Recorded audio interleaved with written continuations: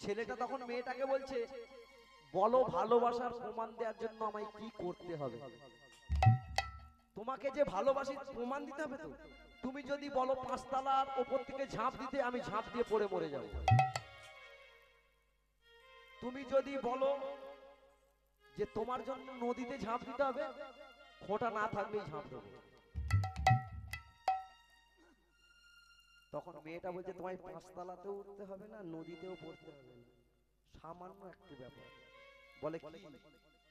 বলে শোনো, আজকে তুমি এখান থেকে বাড়ি ফিরবে, বাড়ি ফিরে তোমার মায়ের সঙ্গে সন্ধ্যাবেলা একসঙ্গে সেবা করবে, আর একসঙ্গে সেবা করে শয়নে যাবে।